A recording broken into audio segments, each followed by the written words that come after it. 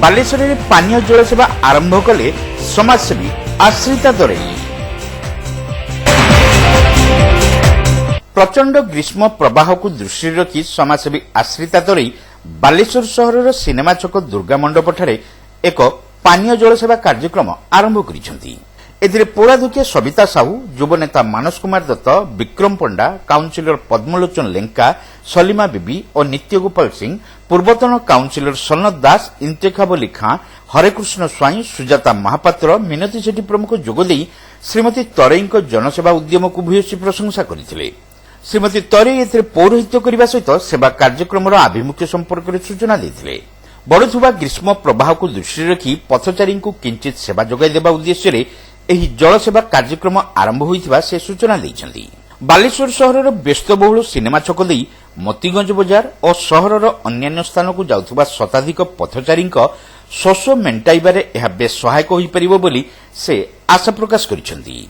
सहरर विभिन्न स्थान में बाटोईमानंकु अंशुघातरु रक्षा करिबा पई अधिकरु अधिक थंडा पानीय जल जोगाण व्यवस्था हेबा आवश्यक बोली श्रीमती तरेई मत देइछन्ती। एबे तो चलीछि हम ग्रीष्म प्रभाव जेमिति बहुत खरा चलीछि, सबुआडे तो स्टॉल हेछि जल छत्र पई। मु देखिली सिनेमा छकरे उपकृत होई पाउनांती जल पई, लोक माने बहुत हैरान होउछन्ती पानी पई। तणकी एठी भी गुटे स्टॉल पड़िबा दरकार थिला, जेहेतु एते ग्रीष्म प्रभाव रे लोक माने बहुत हैरान होउछन्ती पानी पीवा पई। मु आज ए जल छत्र करछि, दही शरबत बंटन करछु, गजा बुट बंटन करछु, ता सहित तरबुज बंटन करछु। जनसाधारण केमती खाई पारिबे, पानी पी पारिबे, जल छत्र रे जल को आसी माने दही शरबत पी पारिबे। मु बहुत खुशी अनुभव करछि जे तांको पई मु किछि करि पारुछि, सेति कि मु बहुत खुशी माने अनुभव करछि। ता सहित जनसाधारण माने आज जानिबे जे माने माने आमे रास्ता घाट को जाइकी पानी भी मध्य पी पारुछु रास्ता घाट रे। एमिति हम मासे 2 मास पर्यंत स्टॉल चलिबो। आज दही शरबतरा बांटीछि, तो काली ठारू पानी बसिथिबो, 2 ओळी बसियो पानी सब बेले बसियो। मु प्रत्येक मास आसी पर्यंत देखिबी लोक माने केमती जनसाधारण पानी पाई पारिबे, से पई मु धारणा देबी। निश्चित तांको पई मु किछि साहाय्य मध्य करि पारिबे।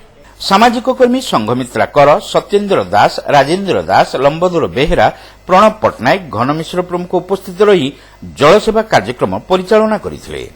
महिला स्वयं सहायक गोष्ठीर सदस्य माने कार्यक्रम परिचालन में सक्रिय सहयोग करथिले।